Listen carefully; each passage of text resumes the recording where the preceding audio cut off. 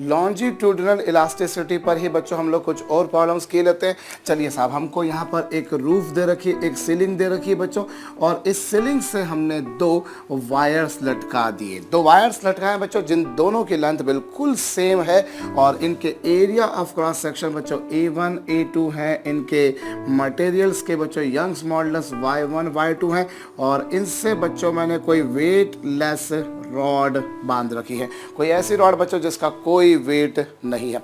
और इन दोनों वायर्स के बीच की जो डिस्टेंस आपको दे रखी है बच्चों, वो दे रखी है L।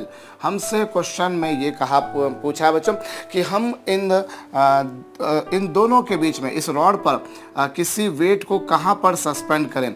इन दोनों के बीच में बच्चों इस रॉड से हम लोग किसी वेट को कहाँ पर सस्पेंड करें कि इन दोनों ही वायर्स में जो स्ट्रेस डेवलप हो बच्चों, इनमें जो स्ट्रेस डेवलप हो वो बिल्कुल सेम हो। वीडियो को पॉज करके कीजिए। चलिए कैसे करेंगे बच्चों, हम लोग यहाँ पर देखिए दोनों वायर्स की लेंथ सेम है, दोनों का एरिया, दोनों का यंग्स मॉडुलस दे रखा है। किसी वेट को कहाँ पर सस्पेंड करें, तो चलिए हम लोग पहले तो यहाँ पर ये मान लेते हैं कि वेट को हमने कहीं यहाँ वेट W को हमने उससे लटका दिया। पहले तो आपने ये मान लिया बच्चों। अब कहाँ पर लटकाया है, तो चलिए हमने मान लिया साहब यहाँ से डिस्टेंस x पर लटकाया। अब यहाँ पर क्या पिक्चर बनती है, सबसे पहले हम लोग ये देखें बच्चों कि हम लोगों ने मान लिया कि चलिए पहली वायर में जो टेंशन डेवलप हुआ बच्चों वो T1, दूसरी वायर में जो टेंशन डेवलप हुआ वो T2। पहली वायर में टेंशन T1 है, दूसरी में T2 है, तो T1 प्लस T2 बराबर कितना होगा बच्चों W। भाई ऊपर वाली वायर में, इस वाली वायर में टेंशन T1, उस वाली वायर में टेंशन T2, तो T1 प्लस T2 बराबर W। सबसे पहली बात भाई आप फ्री बॉडी डायग्राम के बारे में बोल दीजिए या simply the system is in equilibrium it is why. सबसे पहली बात तो ये हो गई बच्चों। और दूसरी बात यहाँ पर हम एक काम करें, हम क्या कर सकते हैं बच्चों, सपोज कीजिए जैसे इसको मैंने नाम दे दिया पॉइंट A। अब मैं अगर पॉइंट A के रिस्पेक्ट में अगर नेट टॉर्क देखूं बच्चों, सिस्टम जो है वो मैंने जैसा आपसे पहले भी कहा बच्चों वो इक्विलिब्रियम में है। So net torque with respect to A, यदि मैं A के सापेक्ष नेट टॉर्क निकालूं तो वो कितना होगा बच्चों, that would be W into x. भाई इस W वेट का टॉर्क कितना होगा, W इंटू एक्स। इसका वेट कितना है W, और इसकी यहाँ से यहाँ तक की डिस्टेंस कितनी है x। भाई इसका वेट है W, यहाँ से यहाँ तक की डिस्टेंस x। सो इसका जो टॉर्क आएगा बच्चों वो W इंटू एक्स आएगा, और दूसरा वाला जो टॉर्क होगा बच्चों वो होगा T2 इंटू L। भाई टॉर्क जो होता है वो आपको पता है फोर्स इंटू परपेंडिकुलर डिस्टेंस होता है। टॉर्क जो होता है बच्चों वो फोर्स इंटू परपेंडिकुलर डिस्टेंस होता है। अब अगर इस पॉइंट के अबाउट देखा जाए तो ये वाला जो टॉर्क है बच्चों वो इसको ऐसे क्लॉकवाइज घुमाएगा। भाई यहाँ पर आपने इसको बांध रखा था, अभी ये वाला जो फोर्स होगा वो इसको ऐसे घुमाएगा, it will try to rotate in this way, और ये बच्चों इसको एंटी क्लॉकवाइज घुमाएगा। ये इसको क्लॉकवाइज घुमाएगा, ये इसको एंटी क्लॉकवाइज घुमाएगा। सो अगर यूँ कहा जाए बच्चों तो पहले वाले का टॉर्क कितना होगा W इंटू एक्स, और दूसरे वाले का कितना होगा T2 इंटू L, और माइनस क्यों, क्योंकि ये वाला जो टॉर्क है बच्चों वो एंटी क्लॉकवाइज घुमाएगा, और नेट टॉर्क कितना 0, because system is in equilibrium. System जो है भैया वो कुल मिलाकर इक्विलिब्रियम में है, वो साम्यावस्था में। ये वाला टॉर्क इसको क्लॉकवाइज घुमाने की कोशिश करेगा, ये वाला टॉर्क उसको एंटी क्लॉकवाइज घुमाने की कोशिश करेगा। तो जो नेट टॉर्क आएगा, जो परिणामी आघूर्ण आएगा बच्चों वो 0 0 0 आएगा। सीधा सीधा रीज़न है बच्चों क्या, कि ये इसको क्लॉकवाइज घुमा रहा है और ये एंटी क्लॉकवाइज। तो चलिए साहब इस तरीके से आप T2 की वैल्यू निकालिए बच्चों। T2 की वैल्यू जो आपके पास में आ रही है वो मेरे ख्याल से आ रही है बच्चों W into x upon L। Verify कर सकते हैं, बिल्कुल सही लिखा है मैंने। सिस्टम चूंकि इक्विलिब्रियम में बच्चों, इसलिए जितना फोर्स ऊपर उतना फोर्स नीचे। सिस्टम चूंकि इक्विलिब्रियम में, इसलिए किसी भी पॉइंट के अबाउट नेट टॉर्क निकाला जाए बच्चों वो 0 0 0 आता है। तो चलिए साहब T2 आ गया आपके पास में। अब आप एक काम करिए बच्चों, ये T2 आ चुका है आपके पास में। अब आप चाहें तो यहाँ पर रख दीजिए तो उससे T1 आ जाएगा। चलिए रख ही देते हैं हम लोग। तो T1 की वैल्यू कितनी आ रही है बच्चों, T1 की वैल्यू आ रही है W minus T2, W minus T2, और ये W है बच्चों, और T2 की वैल्यू है W x अपॉन L, और W कॉमन निकाल देंगे 1 माइनस x अपॉन L। ये आपके पास में T1 आ गया। अब आपको गिवन क्या बच्चों कि दोनों वायर्स में जो स्ट्रेस है वो सेम है। दोनों वायर्स में स्ट्रेस बच्चों सेम है, मतलब T1 अपॉन A1। स्ट्रेस क्या होता है बच्चों, स्ट्रेस होता है फोर्स अपॉन एरिया। स्ट्रेस होता है बच्चों फोर्स अपॉन एरिया। तो पहली वाली वायर में जो है बच्चों वो T1 अपॉन A1, और दूसरी वाली वायर में बच्चों T2 अपॉन A2। अब क्या होगा, T1 की वैल्यू कितनी बच्चों, T1 की वैल्यू है W into 1 minus X by L upon A1, और T2 की वैल्यू कितनी है बच्चों, T2 की value W x upon L और अपॉन में कितना A2, ये लीजिए भाई। T1 की वैल्यू अगर आप निकालेंगे तो T1 की वैल्यू होगी बच्चों W into 1 minus X by L होगी भाई। T1 की value W into 1 minus X by L upon A1 और T2 की value W into x by L upon A2।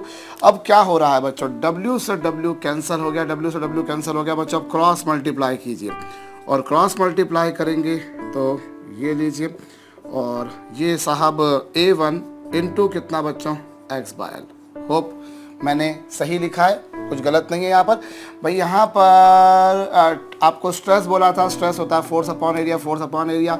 हमने T1 की वैल्यू निकाली, T2 की वैल्यू निकाली, जो कुछ कैंसिल हो सकते थे उनको कैंसिल कर दिया और इस तरीके से बच्चों ये A2 बराबर आ जाएगा बच्चों x by L into A1 plus A2। भाई ये A2 का अंदर मल्टीप्लाई करेंगे, A2 into 1 A2 into x by L, A2 x by L minus का था, RHS पे जाके प्लस हो जाएगा।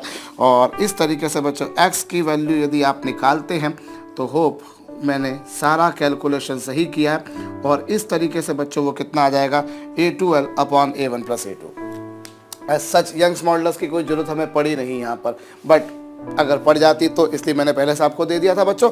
अभी पड़ेगी थोड़ी देर में, कैसे पड़ेगी बताता हूँ आपको।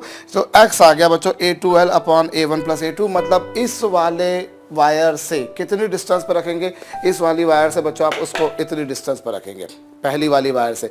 अगर दूसरी वाली वायर से डिस्टेंस निकालनी हो तो ऑब्वियस सी बात है दूसरी वाली वायर से जो डिस्टेंस आएगी बच्चों वो L माइनस एक्स आएगी भाई। यहाँ से यहाँ तक की डिस्टेंस L थी, ये x था, तो ये बाकी का जो बचेगा बच्चों वो L माइनस एक्स बचेगा, L minus A2L upon A1 plus A2। और इसको आप सॉल्व कर लेंगे बच्चों तो ये A1L upon A1 plus A2 आ जाएगा।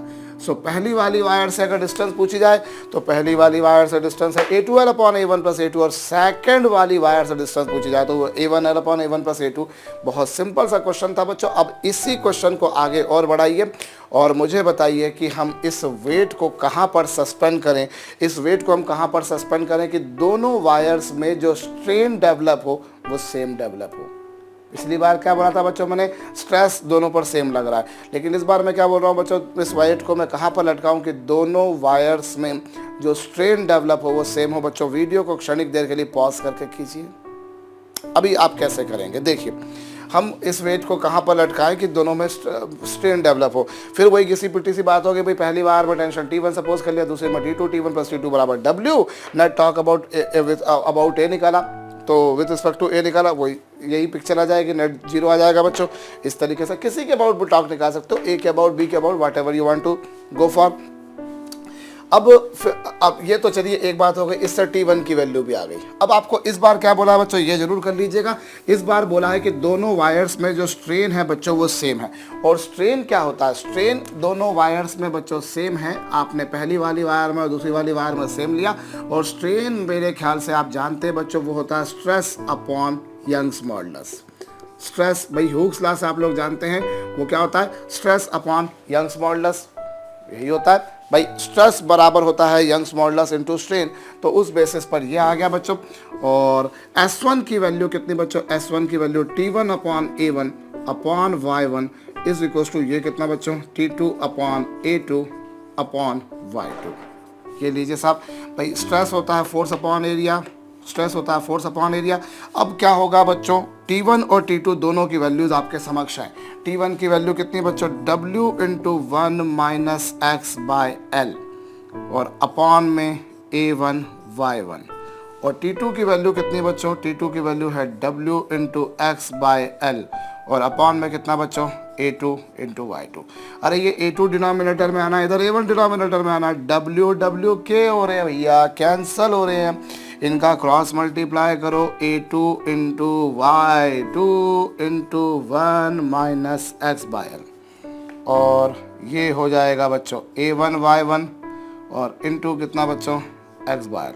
अब आप अंदर मल्टीप्लाई कर लीजिए, इसको अंदर मल्टीप्लाई करेंगे बच्चों, A2 Y2 का 1 में मल्टीप्लाई करा, A2 Y2 ये आएगा और इज इक्वल्स टू कितना आएगा बच्चों, x by L into A1 Y1 और ये क्या आ गया बच्चों, A2 Y2।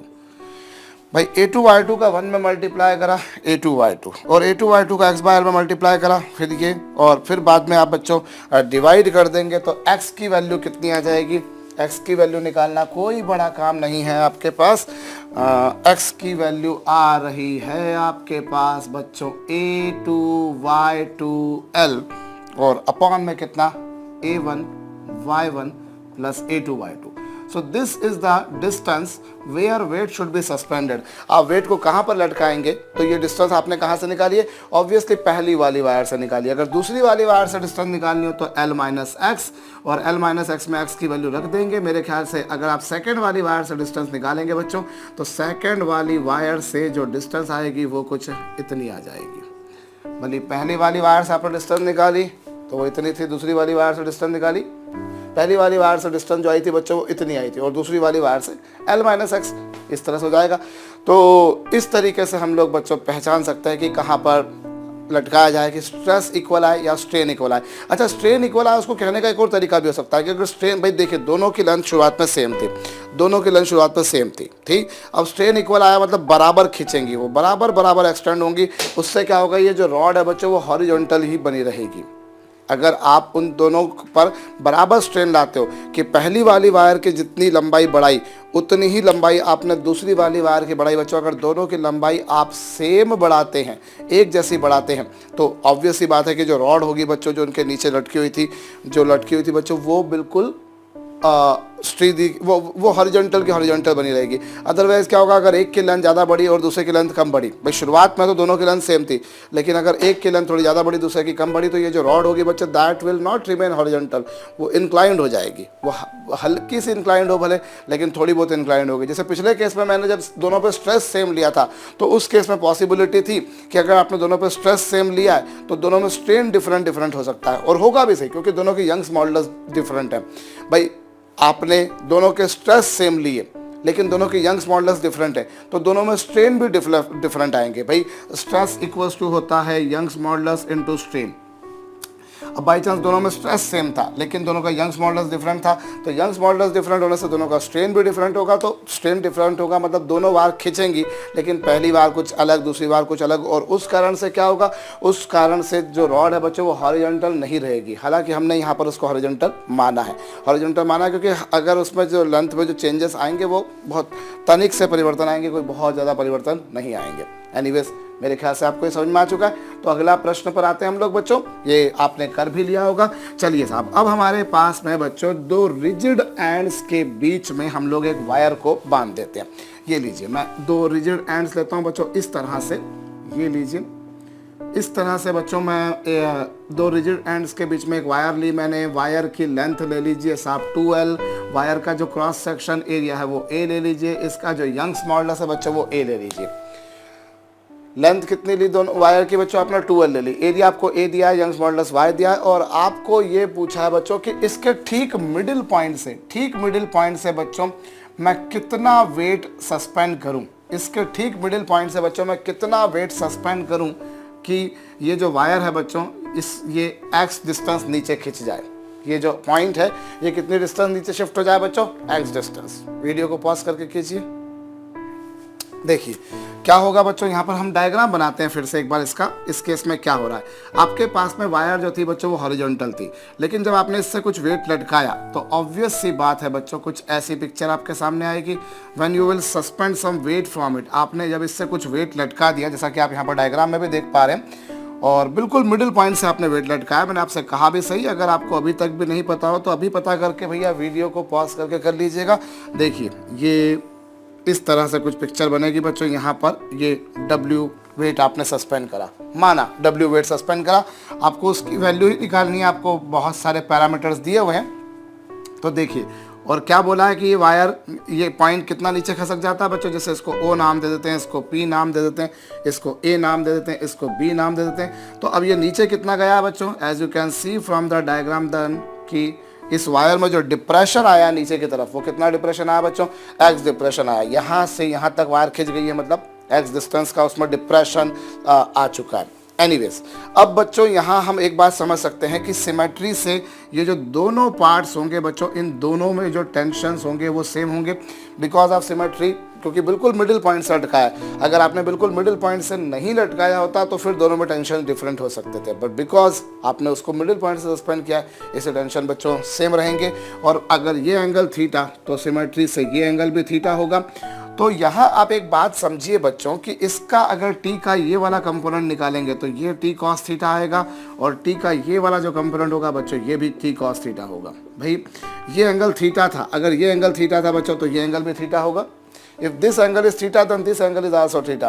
तो टी को इधर रिजॉल्व कीजिए बच्चों, टी कॉस थीटा, टी को ऐसे उधर भी रिजॉल्व कीजिए टी कॉस थीटा, और ये टी कॉस थीटा कैंसल कर देंगे एक दूसरे को।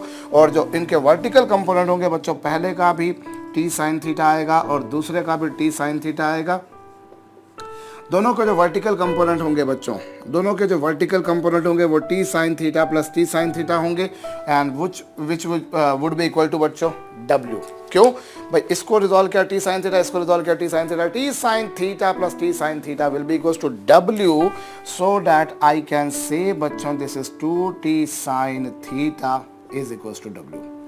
तो 2t साइन थीटा बराबर डब्ल्यू आ गया। एक बात, अब क्या करें हम बच्चों यहाँ पर। अच्छा मैं आपको एक और बात बता देता हूँ बच्चों, यहाँ पर लगे हाथों आप क्वेश्चन सॉल्व नहीं किए हो तो अभी भी कर सकते हैं। और यहाँ आपको ये बोला है कि जब आपने इससे डब्ल्यू वेट को सस्पेंड करा तो इसमें ये एक्स डिस्टेंस नीचे खसक गया, जैसा कि आप डायग्राम से भी देख पा रहे हैं। और ये एक्स डिस्टेंस आपको ये गिवन है बच्चों, एक्स डिस्टेंस जो है वो इसकी लेंथ के कंपेरिजन में काफ़ी कम है, ये गिवन है।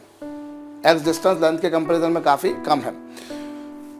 अब अगर कर सकते हो तो अब कर लीजिए। हालांकि अगर ये नहीं भी गिवन हो आपको कि एक्स लेंथ, एक्स जो डिस्टेंस जिससे वो नीचे डिस्प्लेस हुआ है, अगर नहीं भी गिवन हो तो आप ऐसा अज्यूम करके चल सकते हैं, क्योंकि अमूमन आपने जब वेट लटकाया तो ऐसा नहीं कि वो बहुत ज़्यादा नीचे चला जाएगा, हल्का फुल्का उसमें चेंजेस आएंगे। तो जो एक्स होगा बच्चों वो एल से काफ़ी कम है।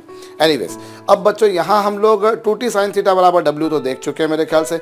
अब आगे की बात हम लोग यहाँ पर क्या समझ सकते हैं बच्चों, यदि हम इस वायर का एक्सटेंशन देखें तो इस वायर की लेंथ में चेंज कितना आया, डेल्टा एल। तो वायर की लेंथ में जो चेंज आएगा बच्चों, पहली बात तो वो डायग्राम से देखिए, आपको एक बात तो समझ में आ रही कि यहाँ से यहाँ तक की टोटल डिस्टेंस एल थी, तो ये डिस्टेंस भी एल थी, टोटल डिस्टेंस 2l थी, तो ये डिस्टेंस भी एल और ये डिस्टेंस भी एल। तो कुल मिलाकर लेंथ में चेंज कितना आया, लेंथ में चेंज आया बच्चों AP plus PB minus AB। भाई शुरुआत में उसकी लेंथ क्या थी, शुरुआत में उसकी लेंथ थी AB। जब आपने कोई वेट सस्पेंड नहीं करा था ऑब्वियसली उसकी लेंथ थी AB, लेकिन बाद में क्या हो गया बच्चों, उसकी लेंथ हो गई AP प्लस PB, फाइनली उसकी लेंथ AP प्लस PB हो गई, और ओरिजिनली इसकी लेंथ क्या थी बच्चों, AB। तो ये लीजिए साहब AP plus PB minus AB, और AB की वैल्यू कितनी है, AP की value sorry AP plus PB, by chance दो AP और PB दोनों की वैल्यू सेम होगी, पर चलिए कितनी होगी हम देख लेते हैं। हम पाइथागोरस थ्योरम से बच्चों under the root L square plus x square, और दूसरे वाले की भी यही होगी L square plus x square, और माइनस AB अगर देखें तो AB की वैल्यू तो क्लियर कट आपको दे रखी बच्चों 2l। यहाँ से यहाँ तक की डिस्टेंस 2l दे रखी थी, ये l था बच्चों, ये x था, x डिस्टेंस नीचे डिप्रेस हुआ है ना, वो ये l है बच्चों, ये x है, तो ये under the root L square plus x square, और ये भी यही होगा। और इस तरीके से बच्चों this would be equals to 2 times of, ये 2 times of under the root of L square plus x square minus L. भाई ये भी L square plus x square का रूट है, ये भी वही है, 2 कॉमन निकाल दिया आपने, कुछ ये आ जाएगा। अब इसको और फर्दर सॉल्व कर लेते हैं, चलिए हम लोग इसको और फर्दर सॉल्व करते हैं। हम एक काम करते हैं, इन दोनों में से एल स्क्वायर को कॉमन निकालते हैं बच्चों, इन दोनों में से एल स्क्वायर को कॉमन निकालते हैं, और एल स्क्वायर को कॉमन निकालेंगे और उसको रूट के बाहर लाएंगे बच्चों, तो वो एल हो जाएगा, और ये हो जाएगा 1 plus x square upon l square की पावर कितनी, 1/2 माइनस 1। भाई देखिए इन दोनों में से मैंने एल स्क्वायर कॉमन निकाला, एल स्क्वायर अगर मैंने कॉमन निकाल दिया, अगर मैंने इन दोनों में से एल स्क्वायर कॉमन निकाल दिया बच्चों, तो रूट के बाहर आके वो एल हो जाएगा, वो एल स्क्वायर बाहर आ गया, रूट के बाहर एल हो गया बच्चों, और ये बच जाएगा 1 plus x square by L square की पावर 1/2 माइनस एल। अच्छा एल यहाँ पर भी है, एल यहाँ पर भी है, इन दोनों में से बाहर निकाल दीजिए, तो ये हो जाएगा एल दोनों में से बाहर निकाल दिया बच्चों, उसके बाद में ये बन जाएगा 1 plus x square over L square, और इस पूरे की पावर में 1/2 माइनस 1, यही कुछ आएगा भैया। एल एल दोनों में से कॉमन आ गया, और फिर क्या होगा बच्चों, अब आप इसको अगर फर्दर सॉल्व करो, इसको और अगर फर्दर सॉल्व करो, अदरवाइज चलिए अभी हमारे पास में ये डेल्टा एल तो आ ही गया, चेंज इन लेंथ तो आ ही गया बच्चों। अब आप चाहें तो इतने से भी आपका काम हो जाएगा वैसे मेरे ख्याल से।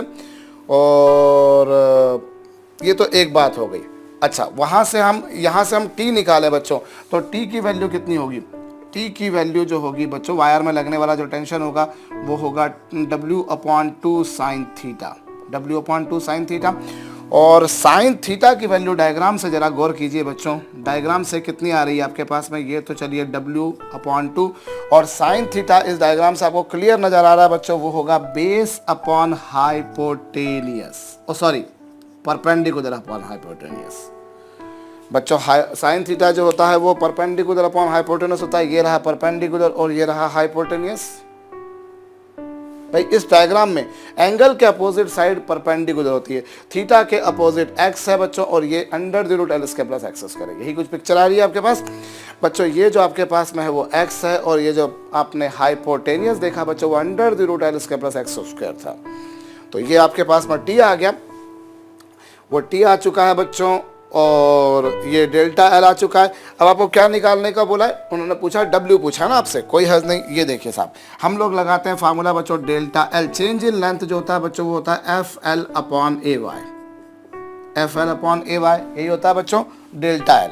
अब बाई चांस डेल्टा एल की वैल्यू कितनी बच्चों, डेल्टा एल की वैल्यू जो है वो 1 + x square upon l square की पावर हाफ -1, ये तो आपके पास में डेल्टा एल आ गया बच्चों चेंज इन लेंथ। और फोर्स कितना बच्चों, वायर पे लगने वाला जो फोर्स है वो है टी, वायर पे लगने वाला जो फोर्स है बच्चों, इस वायर में जो लगने वाला फोर्स है वो है टी। वेट आपने ऑफ कोर्स डब्ल्यू लटकाया, लेकिन उस वायर पे फोर्स लगने वाला जो है बच्चों वो है टी। और ओरिजिनल लेंथ इसकी जो है बच्चों वो है एल, और ओरिजिनल लेंथ इसकी एल नहीं थी, सॉरी, ओरिजिनल लेंथ कितनी थी इसकी बच्चों 2L थी, ओरिजिनल लेंथ इसकी 2L थी। और अपॉन में कितना बच्चों, वायर का क्रॉस सेक्शनल एरिया और वायर के मटेरियल का यंग्स मॉडुलस आपको वाई दे रखा है। मेरे ख्याल से मैंने बिल्कुल सब कुछ सही कर लिया, बट डेल्टा एल की वैल्यू निकाली वो ये आई है, और आपने जो वायर में लगने वाला फोर्स है बच्चों वो टी है, ओरिजिनल लेंथ इसकी इतनी थी अपॉन ए वाई। यहाँ तक की पिक्चर तो क्लियर हो गई होगी। अभी 2L से 2L क्या हो गया बच्चों, 2L से 2L कैंसिल हो गया। आपको वेट निकालना है, तो चलिए मैं एक काम करता हूँ बच्चों, इससे मिटारे देता हूँ, और टी की वैल्यू वहाँ से यहाँ रख दीजिए, टी की वैल्यू रख दीजिए बच्चों। तो यहाँ पर पहली बात तो 1 + x square upon l square की पावर हाफ -1, और टी की वैल्यू कितनी देख पा रहे हैं बच्चों, टी की वैल्यू आप देख पा रहे हैं W है into under the root of L square plus x square है। भाई टी की वैल्यू आप देख रहे हैं तो W, भाई ये जो डिनोमिनेटर के डिनोमिनेटर में दैट गोज अप साइड, वो आपको पता होगा मेरे ख्याल से। और अपॉन में बच्चों 2x, तो ये तो हो गया टी हो गया, और इनटू में कितना बच्चों 1/AY। यही कुछ पिक्चर सामने आएगी। भाई आप फिर से समझ लीजिएगा, यहाँ पर टी की वैल्यू जो आ रही है बच्चों वो W into under the root L square plus x square, तो न्यूमरेटर में चला गया बच्चों, अपॉन 2x आ गया। होप मैंने सारी बातें सही करी है, कुछ गलती कहीं पर नहीं करी है, क्योंकि मेरी आदत है भैया, मैं गलतियां करता रहता हूँ। और अब क्या करूँ बच्चों मैं, अब आपको W निकालना है, तो W तो मेरे ख्याल से आपके पास में आ गया, बहुत सरलता से आ गया। क्या आ रहा है बच्चों, आप इसका क्रॉस मल्टीप्लाई कर दीजिए, तो ये लीजिए साहब, इधर आ रहा है आपके पास में 2x AY अपॉन कितना बच्चों, under the root of L square plus x square, और साथ में कितना बच्चों 1 + x square upon l square की पावर कितनी बच्चों, हाफ -1। ये आपके पास में W आ गया। भैया अगर मैं कहीं कैलकुलेशन में गलती कर दूं तो मैं क्षमा प्रार्थी रहूंगा। भैया आपने पहले देखिए, आपने वायर में टेंशन T सपोज कर लिया, तो दोनों वायर में टेंशन सेम होगा, क्योंकि बिल्कुल मिडिल पॉइंट से सस्पेंड किया है। तो इधर एंगल थीटा, तो ये एंगल भी थीटा, तो ये T cos थीटा बैलेंस कर देंगे एक दूसरे को, लेकिन T sin थीटा दोनों के ऊपर जाएंगे बच्चों। और इस तरीके से 2T sin थीटा बराबर आएगा W, तो T बराबर आएगा W/2 sin थीटा। और sin थीटा बच्चों होता है परपेंडिकुलर अपॉन हाइपोटेनियस। और चेंज इन लेंथ अगर देखा जाए बच्चों, ओरिजिनली लेंथ उसकी थी AP, बाद में हो गई AP + PB, और इन दोनों की वैल्यू रखी बच्चों, इन दोनों में से 2 कॉमन निकाला, L square plus x square में से एल स्क्वायर कॉमन निकालने के बाद रूट के बाहर आके वो एल हो जाएगा बच्चों। लेकिन यहाँ पर ये कुछ पिक्चर आएगी और 2l, एल यहाँ पर भी था, एल यहाँ पर भी था, ये निकाल दिया। डेल्टा एल बराबर ये होता है, वायर में लगने वाला फोर्स टी था बच्चों। ओरिजिनली इसकी लाइन 2l थी, ए वाई, और 2l से 2l कैंसिल हो गया और टी की वैल्यू वहाँ से जो निकाली बच्चों वो यहाँ रख दी आपके पास में, ये आ गया फोर्स, वेट आ गया बच्चों। एज सच आंसर आपका आ चुका है। लेकिन जैसा कि मैंने आपसे थोड़ी देर पहले कहा बच्चों कि अगर यहाँ पर ये गिवन हो कि x की वैल्यू l से बहुत कम है तो क्या करोगे आप, मैं बता देता हूँ। और उसके लिए बच्चों मुझे इसको मिटाना पड़ेगा, अगर आपने नहीं किया हो तो मुझे रोक दीजिएगा और कर लीजिएगा। अब बच्चों अगर x की वैल्यू l से बहुत कम हो, if x is much smaller than l, अगर x की वैल्यू l से काफ़ी कम है तो एक बात तो आप समझ सकते हैं कि उस सिचुएशन में बच्चों x square upon l square की वैल्यू 1 से काफ़ी कम होगी बच्चों। अगर x की वैल्यू l से काफ़ी कम है तो x square upon l square की वैल्यू 1 से काफ़ी कम होगी। और अगर ये वैल्यू 1 से काफ़ी कम है बच्चों तो w जो आएगा वो आएगा बच्चों 2x अपॉन ए वाई। और अच्छा, इन दोनों में से भी x square L square common निकाल दो, इन दोनों में से भी बच्चों आप किसको कॉमन निकाल दो, एल स्क्वायर को। एल स्क्वायर को कॉमन निकाल दो, बाहर आ जाएगा वो एल बच्चे, एल हो जाएगा। और यहाँ क्या आएगा बच्चों, यहाँ आएगा, या इससे मैं रूट लिखने के बजाय पावर हाफ लिख देता हूँ, तो 1 plus x square upon l square, और इस पूरे की पावर कितनी बच्चों, 1/2। भाई 2x ए वाई तो आपके पास में हो ही गया, और बाकी क्या बचा बच्चों, यहाँ पर under the root L square plus x square में से एल स्क्वायर कॉमन निकाला, रूट के बाहर एल हो गया, और ये कुछ पिक्चर आएगी। और यहाँ पर यदि हम और देखें बच्चों, ये लीजिए, और इससे आप लिख सकते हैं बच्चों 1 plus 1/2 into x square upon l square. क्यों लिख सकते हैं ऐसा, भाई आपको ये पता है कि अगर x n से बहुत छोटा हो, भाई आप लोग जानते हैं अगर 1 प्लस एक्स की पावर n को आप अप्रोक्सीमेटली कितना लिख सकते हैं, 1 plus n x, using binomial theorem, बशर्ते x n से बहुत, x 1 से बहुत छोटा हो, x 1 से बहुत छोटा हो। अगर 1 प्लस एक्स की पावर n को लगभग 1 प्लस एन एक्स लिखा जा सकता है अगर x 1 से बहुत छोटा हो। और जैसा कि मैंने कहा कि यदि x l से बहुत छोटा है तो x square upon l square 1 से काफ़ी छोटा होगा, और 1 प्लस एक्स की पावर n को 1 प्लस एन एक्स लिख सकते हो। ये जो पावर आपको दिखाई दे रही है बच्चों, इस पावर का आप मल्टीप्लाई कर देंगे, और इन दोनों में से 1 से 1 कैंसिल हो चुका, 1 से 1 कैंसिल हो चुका है, और 1 से 1 कैंसिल हो गया बच्चों। अगली स्टेप में ये 2 से 2 भी कैंसिल हो जाएगा, ये 2 से 2 भी कैंसिल हो जाएगा, और वेट की वैल्यू जो आ रही है बच्चों वो कितनी आ गई, ए वाई, और कितना, ये ए वाई इंटू एक्स क्यूब हो गया, और अपॉन में एल इंटू एल बच्चों, एल स्क्वायर हो, एल क्यूब हो गया, ये एल है और ये एल स्क्वायर है, एल क्यूब हो गया। और ये जो आपके समक्ष लिखा हुआ है बच्चों, ये 1 minus x square upon l square की पावर को मैं -½ भी लिख सकता हूँ, इसे -½ लिख सकता हूँ बच्चों। क्यों, क्योंकि अभी डिनोमिनेटर में पावर हाफ थी, जब न्यूमरेटर में जाएगी बच्चों तो पावर -½ बन जाएगी। और फिर क्या करोगे आप, फिर वही घिसा पिटा सा काम बच्चों, बाइनोमियल थ्योरम का यूज़ कर सकते हो, और a y x cube upon l cube into बच्चों इसे 1 minus 1/2 into x square upon l square लिख सकते हो। भैया मेरे ख्याल से मैं बार बार बोल रहा हूँ क्योंकि मैं बड़ा डरा सहमा सा रहता हूँ भैया, कि मैं कई बार कुछ छोटी सी चीज़ छोड़ देता हूँ। सिली मिस्टेक जिसको कहते हैं वो मुझ में सिली तरीके से भरी पड़ी है भैया, तो उसके कारण फिर कैलकुलेशंस में गलतियाँ हो जाती कई बार, पर फंडामेंटली मैं गलती नहीं करता हूँ, ये मुझे अच्छी तरीके से अपने आप पर विश्वास है। होप आपको ये बात समझ में आ चुकी है बच्चों। ऐसा तो आंसर ये भी था, आंसर ये भी लिखा जा सकता है बशर्ते एक्स एल से काफ़ी कम हो। एक्स एल से अगर काफ़ी कम होगा तो उस केस में 1 प्लस एक्स की पावर n को 1 प्लस एन एक्स, मतलब पावर को अंदर आप मल्टीप्लाई कर देंगे। जैसे आपने यहाँ पर पावर 1/2 को मल्टीप्लाई करा, ऐसे यहाँ पर भी पावर 1/2 को मल्टीप्लाई करा, हो जाएगा बच्चों। चलिए हम लोग थोड़ा सा आगे बढ़ते हैं और कुछ और काम की बातें देखते हैं। जो भी कुछ लिखा बच्चों ये लिख लीजिएगा, और मैं अगला क्वेश्चन आपको देता हूँ। क्या दूँ भैया, चलिए हम लोगों को बच्चों एक स्ट्रट दे रखा है। स्ट्रट क्या होता है आपको बताता हूँ। ये देखिए आपके पास में बच्चों इस तरह का एक स्ट्रट है, ये लीजिए, बिल्कुल इक्वल लेंथ है, दो मटेरियल का बच्चों इस तरह से एक स्ट्रट दे रखा आपको, जैसा कि आप देख पा रहे हैं। आपके पास में सिंपल बच्चों आपने क्या करा, एक सिलेंडर के अंदर दूसरे सिलेंडर को रख दिया, बस सिंपल। और ये जो भीतर वाला जो सिलेंडर आपको जो दिखाई दे रहा है बच्चों, ये जो भीतर वाला जो सिलेंडर दिखाई दे रहा है, इसका यंग्स मॉडुलस है बच्चों y1, इसका यंग्स मॉडुलस है y1। और जो बाहर वाला जो मटेरियल है बच्चों, अंदर वाले सिलेंडर का यंग्स मॉडुलस y1 है और बाहर वाले सिलेंडर का यंग्स मॉडुलस बच्चों y2। अंदर वाले का क्रॉस सेक्शन एरिया a1 और बाहर वाले का जो क्रॉस सेक्शन एरिया बच्चों वो a2 है। अंदर वाले का यंग्स मॉडुलस कितना, y1, और बाहर वाले का क्रॉस सेक्शन एरिया कितना बच्चों, y2। एरिया अंदर वाले का a1, बाहर वाले का एरिया जो है क्रॉस सेक्शनल एरिया वो कितना बच्चों, a2 है। और आपसे ये पूछा है बच्चों कि इन पर हमने कुल मिलाकर F फोर्स लगाया। हमने कितना फोर्स लगाया बच्चों, हमने कुल मिलाकर F फोर्स लगाया। अब एक काम कीजिए बच्चों, इंडिविजुअली दोनों पे कितने कितने फोर्स लगे वो बताइए मुझको।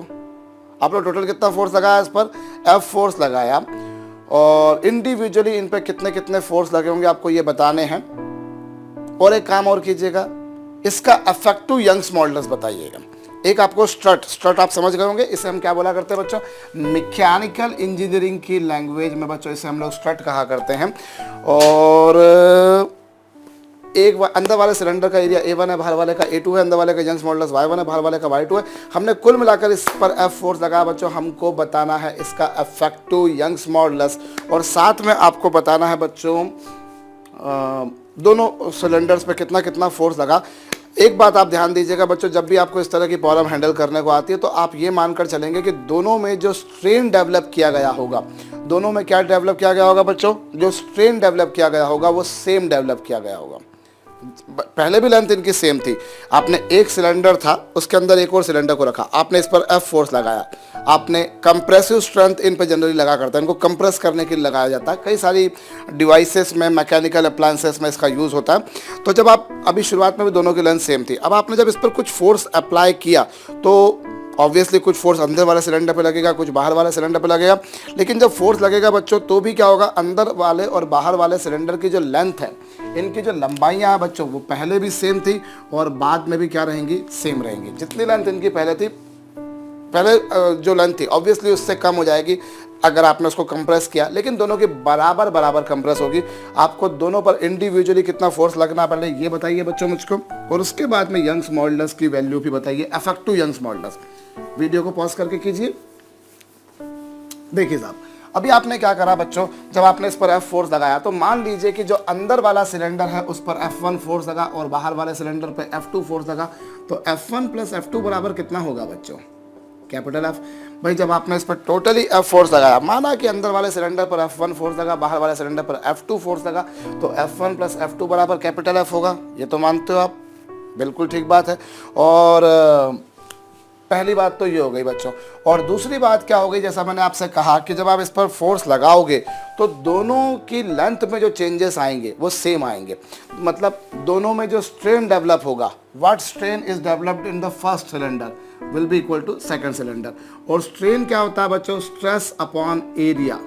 स्ट्रेन होता है बच्चों स्ट्रेस अपॉन एरिया। तो ये लीजिए साहब, पहले वाले का स्ट्रेस अपॉन एरिया, दूसरे वाले का स्ट्रेस अपॉन एरिया। और स्ट्रेस जो होता है बच्चों वो आपने देखा फोर्स अपॉन, एक मिनट मैं क्या गलती कर रहा हूँ, बिल्कुल बेवकूफ़ाना हरकत करने जा रहा था भैया मैं, जो कि मैं करता भी रहता हूँ भैया। ये स्ट्रेन जो होता है वो होता है stress upon Young's modulus, stress upon Young's modulus, यही कुछ होगा बच्चों। और स्ट्रेस कितना होगा, स्ट्रेस होगा बच्चों फोर्स अपॉन एरिया, ये लीजिए स्ट्रेस अपॉन एरिया, और साथ में ये लीजिए। और इस तरीके से बच्चों यदि मैं F2 की वैल्यू निकालता हूं तो F2 की वैल्यू मैं क्या पा रहा हूं, F2 की वैल्यू जो आएगी बच्चों वो आएगी A2 upon A1 into Y1 upon Y2, A2 upon A1 into Y1 upon, एक मिनट ना, गलती कर रहा हूँ फिर मैं भैया, छोटा सा कैलकुलेशन का काम है और उसमें मैं टाइम लगा रहा हूँ। Y2 को ऊपर ले जाऊँगा बच्चों तो ये Y2 भी ऊपर आ जाएगा, A2 भी ऊपर आ जाएगा, Y1 नीचे आएगा, A1 नीचे आएगा into F1। So this is the value of F2 in terms of F1। This is the value of F2 in terms of F1। अब आपके पास में F2 आ गया बच्चों, F2 आ गया तो आप उसे यहाँ रख दीजिए, आप इसे यहाँ रख दीजिए बच्चों, यहाँ रखेंगे तो ये F1 हो जाएगा, इधर F1 इधर F1, और ये कॉमन निकल कर बच्चों 1 plus y2 a2 upon y1 a1 और इज इक्वल्स टू बच्चों कितना, कैपिटल F। तो इस तरीके से y1 आप F1 की वैल्यू निकालिए, F1 की वैल्यू आ रही है बच्चों y1 a1 capital F upon y1 a1 plus y2 a2। So this is the force acting on the first cylinder. First cylinder पे लगने वाला फोर्स आ गया बच्चों अंदर वाले सिलेंडर पर, और ऐसे सेकंड वाले सिलेंडर पे आपको फोर्स निकालना है।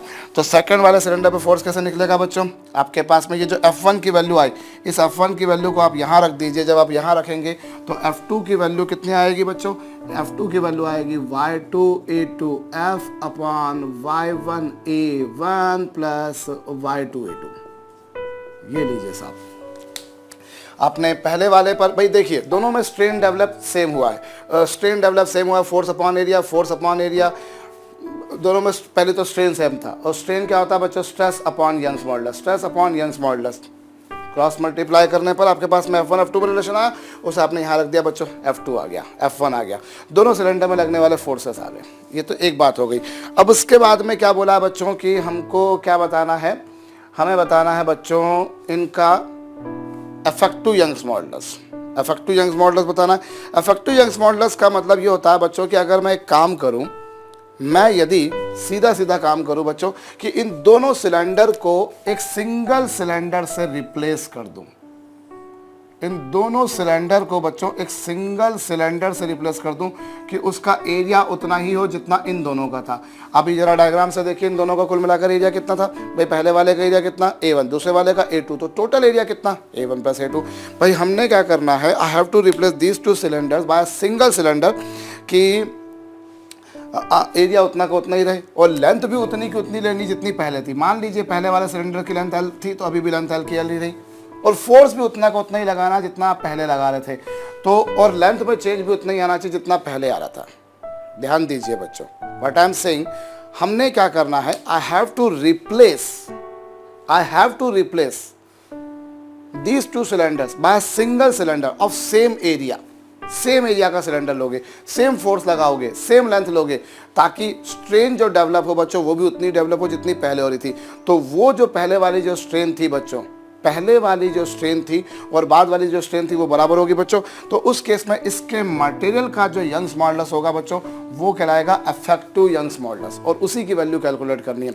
ये जो इफेक्टिव वर्ड है बच्चों ये बड़ा काम का होता है। आप लोगों ने हालांकि जूनियर क्लास में इफेक्टिव रेजिस्टेंस के ऊपर आप लोगों ने सीरीज कॉम्बिनेशन, पैरेलल कॉम्बिनेशन के ऊपर काम किया। अभी और भी हम इस साल भी हमको काफ़ी कुछ पढ़ने को मिलेगा।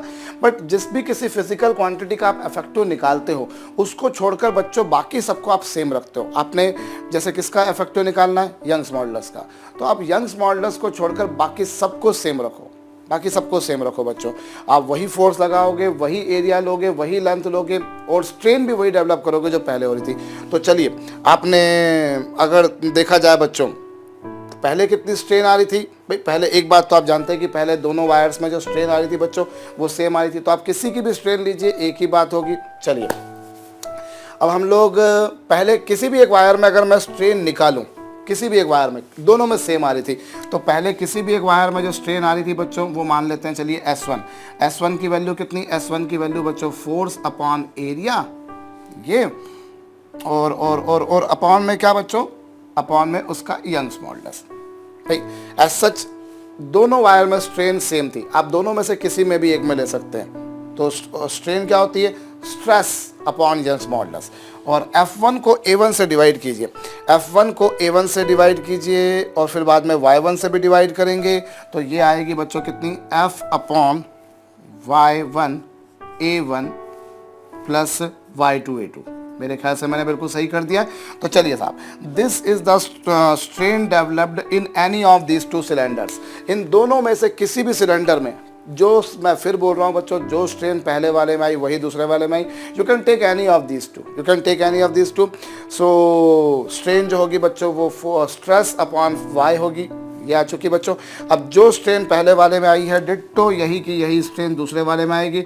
भाई दूसरे वाले के लिए आप दूसरे वाले का स्ट्रेस अपॉन दूसरे वाले का यंग्स मॉडुलस लेंगे, वेरीफाई कर लीजिए, डिट्टो आंसर आएगा। अब यही स्ट्रेन आपको इसमें लानी है। तो नई वाली जो सिलेंडर बनी बच्चों, नई वाली सिलेंडर में क्या होगा, एफ अपॉन कितना, एरिया कितना उसका A1 + A2, और उसका यंग्स मॉडुलस मैंने कितना सपोज कर लिया, A। भाई हम क्या कर रहे हैं, नया वाला जो सिलेंडर बना फोर्स वही लगाना है जो पहले लगाया था। पहले कितना लगाया था टोटली, F फोर्स वही लगाया। एरिया कितना हो गया, A1 + A2। अब उसका जो y होगा बच्चों वो आपको निकालना है। तो ये स्ट्रेन वही है जो दोनों में इंडिविजुअली पहले अलग अलग आ रहा था। तो बस अब आपको क्या करना है बच्चों, इस स्ट्रेन को उस स्ट्रेन के बराबर करना है। मतलब मैं कुल मिलाकर यूँ कह सकता हूँ बच्चों अब कि F अपॉन नया वाला जो स्ट्रेन आया, नया वाला जो स्ट्रेन आया वो आया बच्चों F upon A1 + A2 × y। नया वाला जो स्ट्रेन आया बच्चों वो F upon A1 + A2 × y आया। और पहले वाला जो स्ट्रेन आया बच्चों वो आया F upon A1 y1 + A2 y2। भाई पहले वाला जो नया वाला जो स्ट्रेन आ रहा है, नया वाला स्ट्रेन क्या आ रहा है बच्चों, F upon A1 + A2 × y। और पहले वाला जो स्ट्रेन था बच्चों वो F upon A1 y1 + A2 y2। अभी कुछ कैंसिल हो रहा है, बिल्कुल हो रहा है बच्चों। F से F क्या हो गया, कैंसिल। F से F कैंसिल बच्चों। यहाँ पर इसको सॉल्व कर लीजिए तो y की वैल्यू आप बहुत आराम से चेक कर सकते हैं बच्चों, वो क्या आएगी, A1 y1 + A2 y2 upon क्या बच्चों, A1 + A2। So this is the effective Young's modulus। प्रभावी परिणामी यंग मापांक आया है बच्चों। देखिए पहले जो स्ट्रेन आ रहे थे वो ये थे बच्चों, और बाद में जो स्ट्रेन आ रहे थे वो ये हैं। दोनों को आप इक्वेट कर दीजिए, सिंपल सी बात है बच्चों, एफ एफ कैंसिल हो जाएंगे और ये न्यूमरेटर में आ जाएगा, y इधर चला जाएगा बच्चों। तो इस तरीके से इफेक्टिव यंग्स मॉडुलस आ जाएगा। इस तरह से बड़ी सरलता से आप काम कर सकते हैं, कोई ज़्यादा कॉम्प्लेक्स कठिन जटिल काम नहीं है। होप आपको ये बात समझ में आई होगी। अदरवाइज बच्चों हम यहाँ पर इसको एक और तरीके से भी कर सकते हैं। मैं कैसे कर सकते हैं मैं आपको बताता हूँ। देखिए आप लोगों ने बच्चों ये तो देखा कि जो चेंज इन लेंथ होती है वो होती है FL अपॉन AY, आप जानते हैं। और उस बेसिस पर बच्चों F बराबर आप लोग ऑलरेडी देख चुके हैं AY upon capital L into small l। भाई small l is the change in length while capital L is the original length. Small l बच्चों लेंथ में change, capital L original length. अब यहाँ पर बच्चों यदि हम इसे एक स्प्रिंग से कंपेयर करें F = kx, भाई आप लोग जानते हैं कि किसी स्प्रिंग से अगर तुलना करते हैं बच्चों तो स्प्रिंग में जो लगने वाला फोर्स होता है और जो एक्स होता है बच्चों वो दोनों एक दूसरे के प्रोपोर्शनल होते हैं। तो इस तरीके से आप लोग ऑलरेडी देख चुके बच्चों, के जो होता है वो आता है AY अपॉन L। ये हालांकि मैं पहले ही बता चुका हूँ पर एक बार फिर से मैंने इसको रिकॉल कर दिया बच्चों। तो अब एक काम कर सकते हैं हम लोग, यहाँ पर हमारे पास में क्या थे बच्चों, दो अलग अलग सिलेंडर थे। तो पहले वाले सिलेंडर का जो के आएगा, पहले वाले सिलेंडर का जो के आएगा बच्चों वो A1 y1 अपॉन L आएगा। दूसरे वाले सिलेंडर का जो के आएगा बच्चों वो A2 y2 अपॉन L आएगा। बच्चों पहले वाले सिलेंडर का जो के आया, पहले वाले सिलेंडर का जो के आया वो A1 y1 अपॉन L आएगा। और दूसरे वाले सिलेंडर का जो के आएगा बच्चों, बाई चांस दोनों की लेंथ सेम थी, बिल्कुल सेम थी। और जो नई वाली जो स्प्रिंग, नई वाली जो के पास में सिलेंडर बनी है बच्चों, नई वाली सिलेंडर का जो के आएगा वो कितना आएगा, A1 + A2 into y upon L। पहली वाली स्प्रिंग का कितना आया, दूसरी वाली स्प्रिंग का कितना, आपको स्प्रिंग मान सकते हो ना उसको, मैंने जैसा कहा। और जो नई स्प्रिंग आपने बनाई, जो नया सिलेंडर बनाया उसका के कितना है, बाई चांस लेंथ उसके आपने उतनी ली है। अब एक्चुअली यहाँ पर आप देखिए जो दोनों सिलेंडर्स थे बच्चों वो एक के अंदर एक रखे थे। मतलब आप आगे चल के एक्चुअली पढ़ेंगे, जब एक के अंदर एक रखे मतलब आपने जो दो स्प्रिंग्स ली हैं वो दोनों बच्चों पैरेलल में जुड़ी हुई हैं। जो दो स्प्रिंग्स आपने लिए ना भाई, एक स्प्रिंग आपने ये ली और एक स्प्रिंग आपने ये ली, तो ये जो दोनों स्प्रिंग हैं बच्चों ये दोनों एक्चुअली पैरेलल में जुड़ी हुई हैं, समानांतर में जुड़ी हुई हैं, एक के अंदर एक पैरेलल में जुड़ी हुई हैं। और पैरेलल कॉम्बिनेशन में बच्चों हम आगे चल के ऑसिलेशंस में काफ़ी डिटेल में इस बारे में बात कर लेंगे। एज सच तो हम लोग स्प्रिंग के बारे में पढ़ चुके हैं, काफ़ी कुछ हमने इस पर किया भी है, बट स्टिल अगर हम लोग इसको पैरेलल में जोड़ देते हैं बच्चों तो के बराबर कितना होगा, K1 + K2। बस वही लगाना है आपको बच्चों। और उस तरीके से ये आ जाएगा A1 + A2 into y upon L।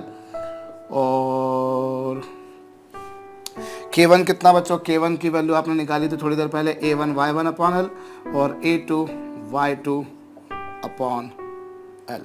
अभी एल एल एल एल हो गए और बाद में y जो निकालेंगे बच्चों तो ऑब्वियसली वो क्या आएगा a1 y1 a1 y1।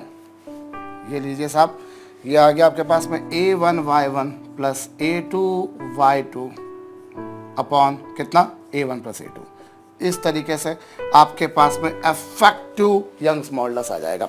Actually अभी 2 सिलेंडर थे, अगर मान लीजिए ऐसे ही बहुत सारे सिलेंडर थे, एक सिलेंडर लेते आप, फिर उसके ऊपर दूसरा, फिर उसके ऊपर तीसरा, फिर उसके ऊपर चौथा, फिर उसके ऊपर पांचवा, ऐसा कोई स्टड बनाते तो सिंपल सी बात है बच्चों, आपको क्या करना होता, न्यूमरेटर में आप सबके एरिया और यंग्स मॉडुलस का मल्टीप्लाई कर रहे हो और उन सबका सम कर रहे हो।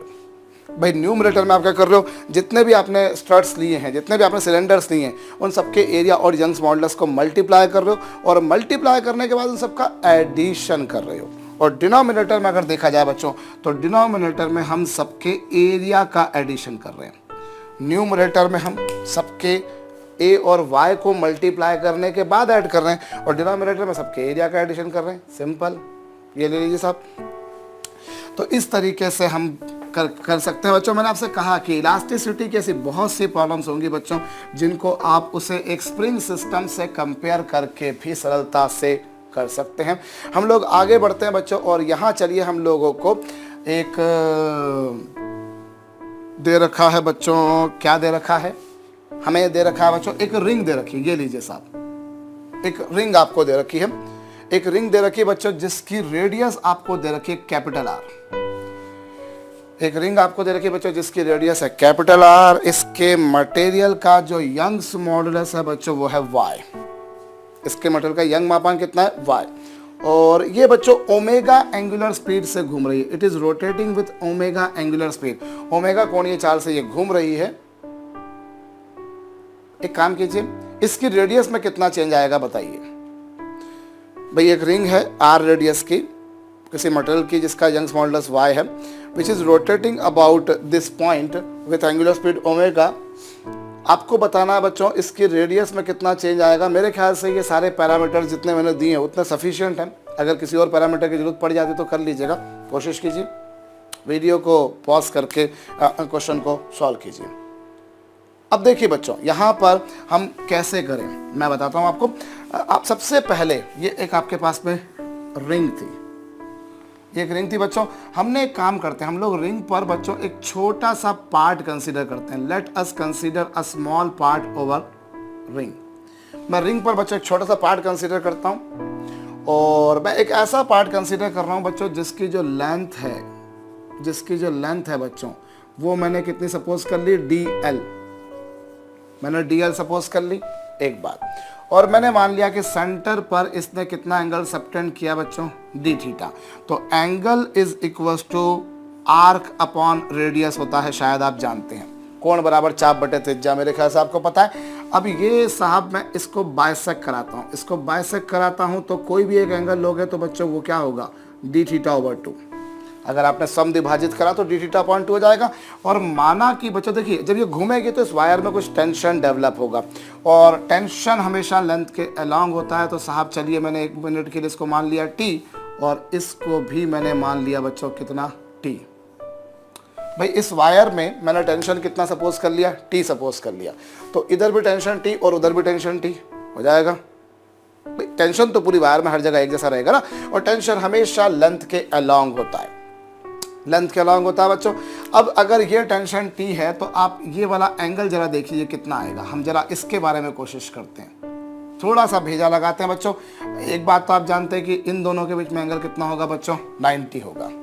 इन दोनों के बीच में एंगल कितना होगा, 90। थोड़ा सा और एक्सटेंड करते हैं तो थोड़ा सा आपको ध्यान देना पड़ेगा बच्चों। ये जो आपके पास में आएगा ये कितना एंगल है, ये जो एंगल है बच्चों ये d थीटा बाय 2 है। भाई ये वाला जो एंगल, ध्यान दीजिएगा, कंजेस्टेड हो जाएगा डायग्राम।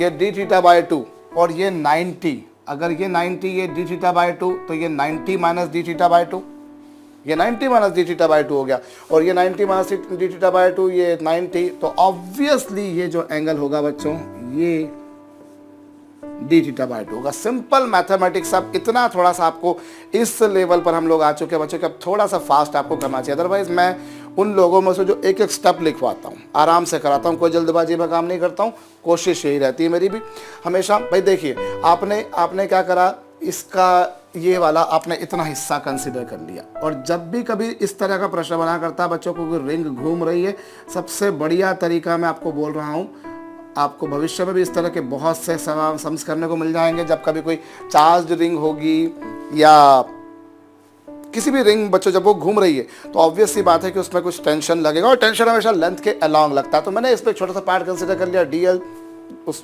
जिसने सेंटर पर d थीटा एंगल सबटेंड करा।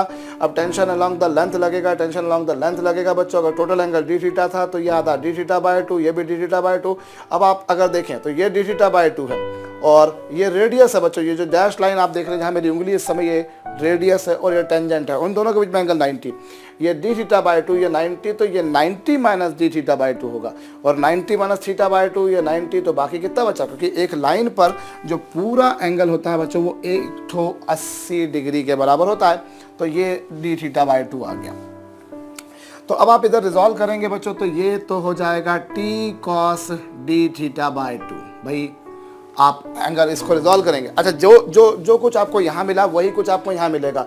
तो बच्चों ये क्या होगा, t को इधर रिजॉल्व करोगे t cos थीटा बाय 2, और इधर भी वही।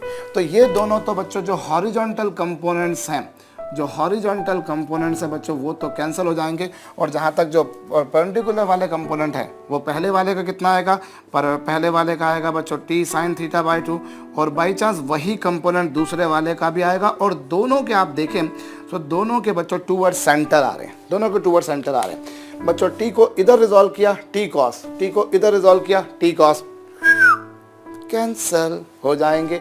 और फिर t को जब आप इधर रिजॉल्व करेंगे बच्चों, ये तो ये t साइन थीटा बाय 2 और ये t साइन थीटा बाय 2, और जैसा कि आप देख रहे हैं बच्चों, these two are acting toward centre, ये टूवर्ड सेंटर आ रहे हैं बच्चों। तो यही जो होंगे वही उसको डिजायर्ड सेंट्रीपिटल फोर्स देंगे। भाई अगर रिंग घूम रही है तो रिंग का हर एक पार्टिकल सर्कुलर पाथ में घूम रहा है। If ring is rotating, each and every particle over the ring will be also moving in circular path.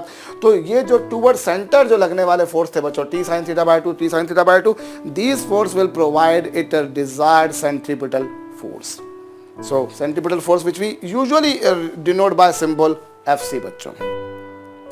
Anyways, तो ये कुल मिलाकर कितना आ गया बच्चों, ये हो गया 2t साइन थीटा बाय 2, ये लीजिए बच्चों, और is equal to centripetal force क्या होगा बच्चों। ये जो छोटा सा पार्ट आपने लिया बच्चों, मैंने मान लिया कि इसका मास कितना dm, ये जो छोटा सा पार्ट है बच्चों इसका मास मैंने मान लिया dm into angular speed omega, और इसकी रेडियस कितनी बच्चों r। Obviously the radius of ring is r।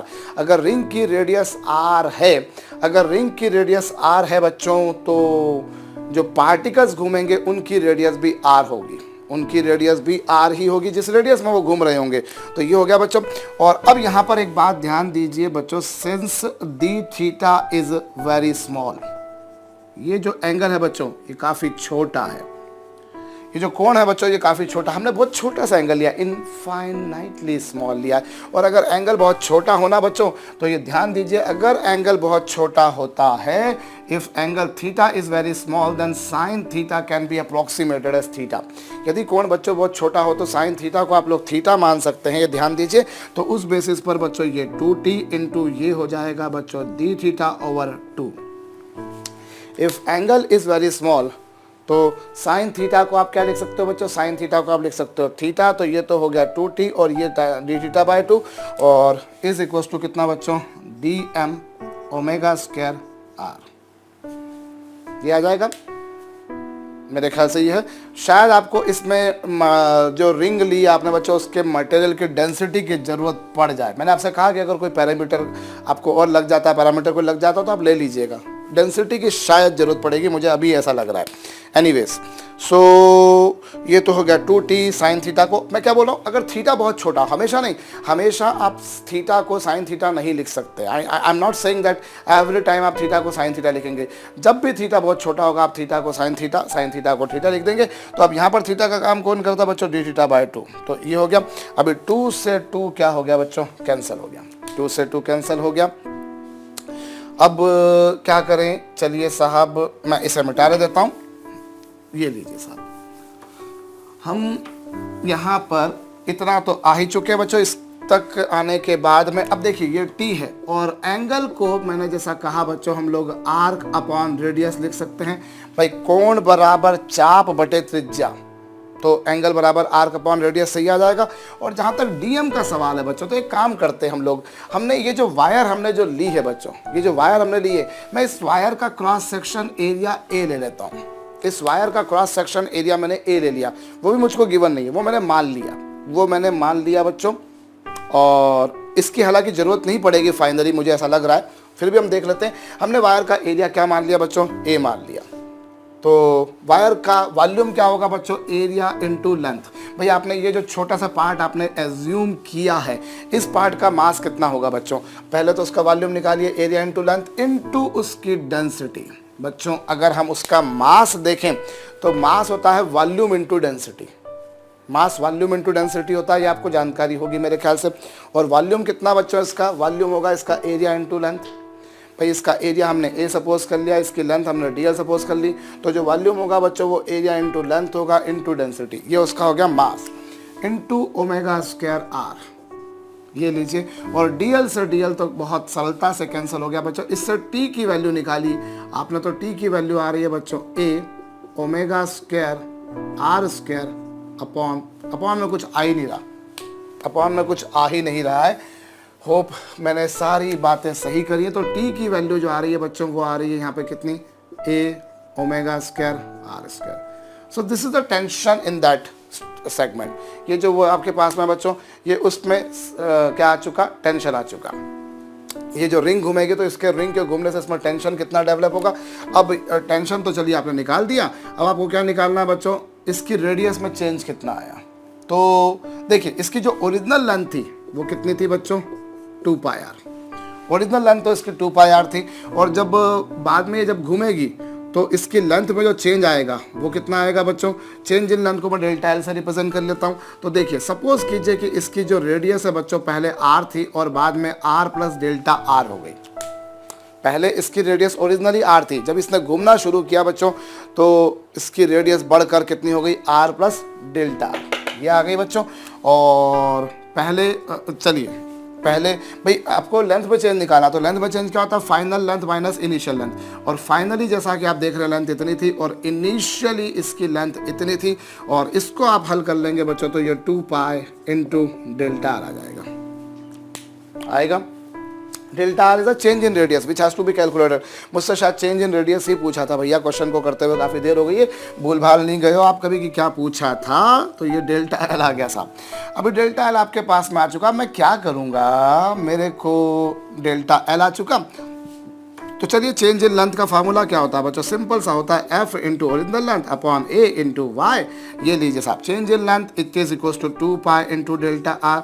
Force wire में लगने वाला कितना बच्चों, वो आप देख चुके हो already, a omega square r square, ये वायर में लगने वाला फोर्स। वायर की ओरिजिनल लेंथ है बच्चों 2 पाई आर। भाई वायर की ओरिजिनल लेंथ कितनी है, 2 पाई आर। और एरिया बच्चों इसका ए है। और अच्छा यहाँ डेंसिटी भी तो आएगी, मैंने जैसा आपसे कहा है भैया कि मेरी तो बहुत ज़्यादा बड़ी फितरत है ऐसी सिली को सिली करते रहने का। तो साहब ये A omega square r square upon, और चलिए ये तो फोर्स हो गया, मैं यहाँ पर वापस से इसको थोड़ा सा व्यवस्थित करके लिख देता हूँ। भाई वायर में लगने वाला फोर्स कितना है, वायर में लगने वाला फोर्स है A omega square r square into rho, original length 2 pi r, और ये अपॉन ए इंटू वाई। अभी क्या होगा साहब, 2 पाई से 2 पाई कैंसिल हो रहा है, बिल्कुल हो रहा है। ए से ए कैंसिल हो रहा है। मैंने आपसे कहा था कि ए की हमको जरूरत शायद नहीं पड़ेगी, कैंसिल होना चाहिए वो, और हो भी गया। तो चेंज इन रेडियस जो आ गई बच्चों, वो चेंज इन रेडियस का फार्मूला या वैल्यू जो आ रही है बच्चों, वो आ रही है कितनी, ओमेगा स्क्वायर आर स्क्वायर, ना आर स्क्वायर नहीं आ रहा भाई, आर क्यूब आ रहा है इंटू रो अपॉन वाई। सो बच्चों ये आपके पास में डेल्टा आर आ गया, यानी कि चेंज इन रेडियस आ गई, omega square r cube into rho upon y. सब कुछ सही किया, अगर गलत किया हो तो भैया वो उसके जिम्मेदार आप होंगे, मैं नहीं होऊंगा, पर मैंने तो मेरे ख्याल से सही कर दिया। तो ये हमारे पास में आ गया बच्चों। जब भी इस तरह की कभी कोई प्रॉब्लम बना करती है रिंग वाली, तो सबसे बढ़िया तरीका ये होता है बच्चों कि आपसे कि वो घूमेगी तो उसमें टेंशन डेवलप होगा। ऑब्वियसली वो टेंशन डेवलप नहीं होगा तो घूमेगी क्यों भाई? अगर रिंग घूम रही है तो रिंग पर हर कोई पार्टिकल घूम रहा है, मतलब वो सर्कुलर मोशन कर रहा है। और चक्कर लगाना है भैया तो फोर्स तो चाहिए, आकर्षण तो चाहिए, प्यार तो चाहिए, बिना कारण के तो मैं कभी किसी के चक्कर नहीं लगाऊंगा। तो each and every particle on that is moving in circular path, और सर्कुलर पाथ में घूम रहा है तो उसको सेंट्रीपिटल फोर्स कहाँ से मिल रहा है? Because of that tension. तो टेंशन आपने दिया, और हमेशा लेंथ के अलॉन्ग ही लगा करता है। The force acting on a string in a string along its length so that string remains straight, taut खिंची हुई रहती है बिल्कुल, वो कारण होता है बच्चों उसके पीछे तनाव, उसमें टेंशन। तो टी सपोज कर लिया, इधर टी सपोज कर लिया, ये एंगल डी थीटा सपोज कर लिया, इसको रिजॉल्व डी थीटा बाय 2, ये डी थीटा बाय 2 है बच्चों, ये 90 है तो ये 90 माइनस डी थीटा बाय 2 होगा, ये 90 तो बाकी डी थीटा बाय 2 बचेगा। ठीक है, दो कंपोनेंट ने कैंसिल कर दिया। ठीक है, दो कंपोनेंट टूवर्ड सेंटर आए, जो उसको ये जो पार्ट है बच्चों उसको सेंट्रीपिटल फोर्स देंगे, और सेंट्रीपिटल फोर्स मैंने इस छोटे से पार्ट का मास मान लिया dm, उसकी angular speed omega, radius r। सो हमारे पास में ये आएगा। और अगर एंगल बहुत छोटा हो बच्चों तो साइन थीटा की वैल्यू आप लगभग थीटा लिख सकते हैं, हमेशा नहीं लिखी जाती, मैं बार बार कह रहा हूँ। अगर थीटा बहुत छोटा हो, जैसे साइन 0 और 0 दोनों लगभग सेम है, लगभग क्या बिल्कुल सेम होते हैं। साइन 0 पर 0 की वैल्यू भी, साइन 0 पर क्या वैल्यू होती है? 0, और 0 तो अपने आप में 0 ऐसे ही। तो अगर थीटा बहुत छोटा होगा तो साइन थीटा को आप लिख देंगे बच्चों थीटा। अब यहाँ पर थीटा का काम डी थीटा बाय 2 कर रहा था, 2 से 2 कैंसल। मास जो होगा बच्चों वो क्या होगा? Volume into density. अब छोटा सा जो पार्ट आपने लिया, मैंने माना कि ये वायर, ये जो रिंग है बच्चों, ये जो रिंग है इसका जो क्रॉस सेक्शनल एरिया है, ये वाला जो क्रॉस सेक्शनल एरिया है जो कि बहुत पतला सा है, मैंने मान लिया वो a है और उसकी लेंथ l है, dl है, तो उसका वॉल्यूम होगा area into length into density. इससे t आ गया। ओरिजिनल लेंथ 2 पाई r थी, बाद में लेंथ इतनी हो गई तो चेंज इतना आ गया, बट इस तरीके से हो जाएगा। यहाँ पर भी किसी के दिमाग में आएगा सर कि आपने रेडियस r क्यों ली? जब वो घूमना शुरू कर देगा तो रेडियस r नहीं रहेगी, r से r प्लस डेल्टा r हो जाएगी। अभी तो पहले रेडियस ओरिजिनली इसकी r थी, बट जब इसने घूमना शुरू कर दिया तो रिंग की radius r plus delta r हो जाएगी। बिल्कुल खूबसूरत बात कही अगर आपने, अगर कही है तो। लेकिन इस r के कंपैरिजन में उस डेल्टा r को आप नेग्लेक्ट कर सकते हो। बहुत बड़ा, बहुत एबनॉर्मल किस्म का चेंज नहीं आ जाएगा, बहुत छोटा सा चेंज आएगा। So in comparison of that r you can neglect that delta r। इसीलिए मैंने यहाँ पर रेडियस r ही लिए, अदरवाइज सही मायने में तो r प्लस डेल्टा r ही होनी चाहिए थी। तो ये कुछ पिक्चर हमारे सामने आएगी बच्चों। हम लोग और आगे बढ़ते हैं और एक और प्रश्न हल कीजिएगा बच्चों। यहाँ पर अब मैं आपको दे रहा हूँ कि एक वायर आपके पास में है, ये लीजिए साहब, एक वायर है बच्चों आपके पास जिसका लेंथ है L, जिसका एरिया है A, जिसकी यंग्स मॉडुलस है बच्चों Y। वायर जिसकी लेंथ L है, एरिया A है, यंग्स मॉडुलस Y है, और एक एंड के अबाउट आप इसको सर्कुलर पाथ में घुमाना शुरू करते हो। एक एंड के अबाउट बच्चों आप इसको सर्कुलर पाथ में घुमाना शुरू करते हो। आपको एक काम करना है, क्या करना है? इसकी वायर की लेंथ में चेंज कितना आएगा बताइए? इसने जब घूमना शुरू किया एक एंड के अबाउट तो इसकी लेंथ में कितना चेंज आएगा बच्चों, वो आपको बताना है। वीडियो को पॉज करके कीजिएगा। मैं आपसे बार बार कहता हूं और बार बार कहता रहूंगा, क्योंकि आप ईमानदारी से अगर इन वीडियोस को देखकर पढ़ रहे हैं, आपको सिंसियरिटी बतानी पड़ेगी। अगर आप सिंसियरिटी बताते हैं तो बच्चों फिर इससे बढ़िया कोई और हो ही नहीं सकता। इनफैक्ट मैं तो ये कहूँगा कि इसका कोई सब्स्टिट्यूट ही नहीं हो सकता। देखिए साहब, ये रिंग जो वायर है बच्चों वो इस तरह से घूम रही है जैसा कि आप देख रहे हैं। जब ये भाई एक एंड, ये लीजिए, मैंने इसको सेंटर को नाम दे दिया O। मैंने ये थोड़ा सा इसको मैं मोटा कर देता हूँ ताकि समझने में हमको आसानी रहे। ये लीजिए साहब, कुछ इस तरह से ये हमने काम कर लिया बच्चों। अब यहाँ पर क्या हो रहा है, इस रॉड को जैसा कि आप यहाँ पर इस तरह से घुमा रहे हैं, इसको घुमा रहे हैं बच्चों। हम लोग एक वही घिसा पिटा सा काम करते हैं बच्चों, आप समझ सकते हैं। अलग अलग जगह पर टेंशन अलग अलग होगा। मैंने x डिस्टेंस पर एक छोटा सा पार्ट कंसिडर कर लिया बच्चों dx लेंथ का, जिसको मैंने शेडेड कर दिया। तो उसका जो पहली बात तो ये है बच्चों कि l लेंथ का जो मास है वो कितना होगा?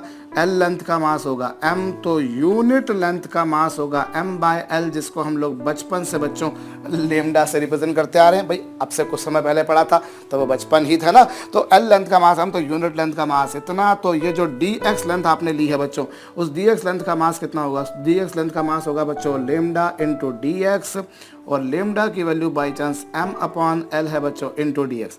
सो ये तो इस छोटा सा ये जो शेडेड पार्ट आपने लिया है बच्चों, इस शेडेड पार्ट का मास आ गया आपके पास। This is the mass of that shaded part. अब शेडेड पार्ट का मास निकालने के बाद में आप समझिए बच्चों कि अगर सपोज कर लीजिए कि इस पर कुल मिलाकर भाई ये जो आपने जो लेंथ ली थी ये dx ली थी, और इस पर इसके जो दोनों एंड्स हैं बच्चों उन पर जो टेंशन का डिफरेंस है वो मैंने dt मान लिया। भाई इस पर भाई कुछ टेंशन इस पर यहाँ से लग रहा है, कुछ टेंशन इस पर यहाँ से लग रहा है, तो इस पर जो टेंशन का डिफरेंस है बच्चों वो dt है। तो वो या यूं कहा जाए कि इस पर लगने वाला नेट फोर्स dt, आप यूं समझ लीजिए नेट फोर्स dt है। तो dt बराबर कितना होगा बच्चों, dt बराबर होगा उसका mass into omega square into x. भाई ये जो पार्ट होगा जब ये घूमेगा, जब पूरी रॉड ही घूमेगी तो ऑब्वियसली ये पार्ट भी घूमेगा, जब पूरी रॉड घूमेगी बच्चों तो ये पार्ट भी घूमेगा, और पार्ट जिस रेडियस में घूमेगा बच्चों उसकी वो कितनी रेडियस है x। अच्छा यहाँ पर ये भी देना जरूरी है मेरे ख्याल से कि ये ओमेगा एंगुलर स्पीड से घूम रही है, वो शायद मैंने नहीं दिया था तो कर लीजिएगा।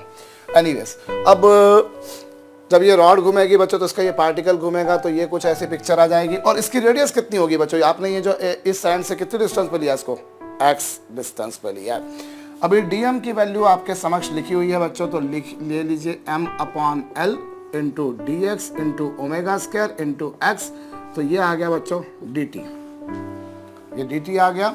और इस तरीके से बच्चों dt की वैल्यू कितनी आ गई बच्चों, m/l into d x into omega square x, यही कुछ आएगा। और इस बेसिस पर अगर हम क्या कैलकुलेट करें बच्चों, हम यहाँ पर अगर t निकालना चाहें, हम यहाँ पर टेंशन निकालना चाहेंगे, यहाँ पर टेंशन है कितना, तो टेंशन कैसे निकालेंगे बच्चों, चलिए हम लोग टेंशन जो निकालेंगे बच्चों वो इंटीग्रेशन dt निकालेंगे। और इंटीग्रेशन dt मतलब ये लीजिए साहब m/l omega square x into d x. अब इस जगह पर आप ये देख रहे हैं टेंशन कितना है। अब इस जगह पर जो टेंशन होगा बच्चों, आप एक बात थोड़ी सी दिमाग लगाइए, इतने हिस्से पर जो फोर्स लग रहा है, ये छोटे से पार्ट पर जो फोर्स लग रहा है वो इस छोटे से पार्ट को घुमा रहा है। भाई अभी जैसे आपने रिंग पूरी देखी थी, अब वहां पर यहाँ पर क्या है, ये जो छोटा सा पार्ट आपने लिया, इस छोटे से पार्ट पर जो फोर्स लग रहा होगा वो इस छोटे से पार्ट को घुमा रहा होगा, सर्कुलर मोशन दे रहा होगा, यही कुछ होगा। आपने वही किया। अब इस जगह पर जो टेंशन लग रहा होगा, यहाँ पर जो टेंशन लग रहा होगा वो इसके पीछे के सारे मासेस को घुमा रहा होगा। जैसे आप लोगों ने एनएलएम में किया था बच्चों कि जब भी आपको किसी जगह पर टेंशन निकालना होता था तो मैंने आपको क्या बताया था, उसके पीछे वाले मासेस पे फोर्स देख लो, यही था हमने। भाई हम लोगों ने एफबीडी की मेथड से भी किया था। डायरेक्ट मेथड मैंने आपको क्या बोली थी कि कहीं पर भी जो फोर्स लग रहा है वो उसके पीछे के मासेस, कहीं पर भी टेंशन निकाला तो उसके पीछे के मासेस पे फोर्स निकाल दो, सिंपल। तो वही काम करिए ना कि अब यहाँ पर जो टेंशन लग रहा होगा, एक्स डिस्टेंस पर जो टेंशन लग रहा होगा बच्चों, वो टेंशन इसके पीछे के मासेस को घुमा रहा होगा। मतलब आपको क्या करना है बच्चों, अगर यहाँ पर टेंशन निकालना है तो आप यहाँ से यहाँ तक कितना फोर्स लग रहा है वो देखिए, और यहाँ से यहाँ तक मतलब क्या बच्चों, x डिस्टेंस से l डिस्टेंस तक। भाई ये डिस्टेंस x है और ये डिस्टेंस l है, सो x डिस्टेंस से l डिस्टेंस तक कितना फोर्स लगा आप वो निकाल लीजिए, ये लीजिए और इसको आप हल कर लीजिए बच्चों। ये m/l हो गया, ओमेगा स्क्वायर भी हो गया, x का इंटीग्रेशन x²/2 हो गया, लिमिट x टू l हो गई, और बच्चों ये m omega square upon 2l into l square minus x square. सो ये बच्चों हमारे पास में क्या आ चुका, टेंशन, तनाव आ चुका। What is the tension in the wire, इस जगह पर टेंशन कितना, भाई इस जगह पर जो टेंशन होगा वो उसके बैक के जितने भी मासेस होंगे उन पर फोर्स, उनको घुमा रहा होगा। भाई इतने से पार्ट पर जो नेट फोर्स लग रहा होगा वो इतने से पार्ट को घुमा रहा है, और यहाँ पर जो टेंशन होगा बच्चों वो यहाँ से उसके पीछे के मासेस को घुमाने के लिए उत्तरदायी होगा, जिम्मेदार होगा, रिस्पॉन्सिबल होगा। तो ये आपके पास पर टेंशन आ गया। तो एक्स डिस्टेंस पर आपने टेंशन निकाल दिया, एक्स डिस्टेंस पर आपने टेंशन निकाल दिया बच्चों। अब आप एक काम कीजिए, जब ये घूम रहा है तो आपको यही पूछा ना कि इसके लेंथ में चेंज कितना आएगा, तो हम एक काम करते हैं, ये जो छोटा सा पार्ट आपने dx लिया बच्चों, हम इसकी लेंथ में चेंज निकालते हैं। तो इसकी लेंथ में चेंज कितना आएगा, उस जगह पे लगने वाला फोर्स इनटू उसकी original length upon a into y. भाई आप यही छोटा सा जो पार्ट ले रहे हैं, इस छोटे से पार्ट की लेंथ अपने आप में कितनी है, dx है। इस छोटे से पार्ट की ओरिजिनल लेंथ dx है। अब इस छोटे से पार्ट की लेंथ में जो चेंज आया बच्चों उसको मैंने dl लिखा। ओरिजिनली इस छोटे से पार्ट की लेंथ है dx। भाई आपको चेंज इन लेंथ निकालना होता है तो force into original length upon A Y, यही पिक्चर लगाते हो आप। अब ओरिजिनल लेंथ कितनी इस छोटे से पार्ट की बच्चों, dl ए वाई, और उस पर फोर्स कितना, इस जगह पर कितना फोर्स लग रहा है बच्चों, टी फोर्स लग रहा है, ये आया। तो बस अब आप लगा दीजिए चेंज इन लेंथ ये, और टी की वैल्यू कितनी बच्चों, पहले तो ये ए वाई से भी डिवाइड करेंगे तो ये m omega square upon 2ay into l, और साथ में कितना बच्चों, l square minus x square into d x. ये लीजिए भाई, वो जो छोटा सा पार्ट dx था उसकी लेंथ पे कितना चेंज आया, तो m omega square upon 2l और इंटू ए वाई, ये आया इंटू ये चेंज इन लेंथ आ गया। तो कुल मिलाकर जो लेंथ में चेंज आएगा बच्चों क्या होगा, वो ऐसी छोटी छोटी सी लेंथ के चेंज का सम कर देंगे।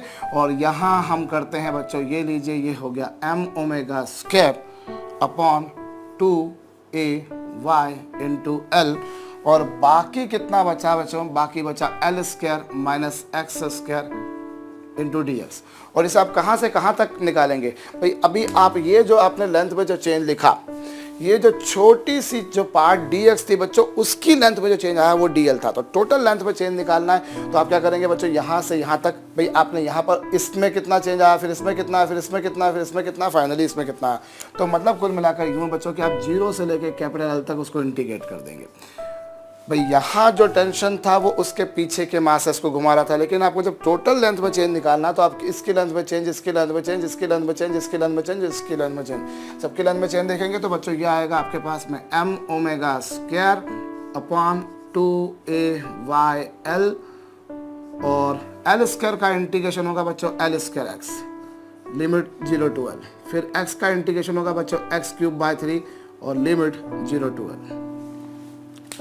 यहाँ m ओमेगा स्क्वायर है अपॉन 2ay है, और l स्क्वायर का इंटीग्रेशन बच्चों l square x limit 0 to l, और x स्क्वायर का x क्यूब बाय 3 फिर लिमिट 0 to l।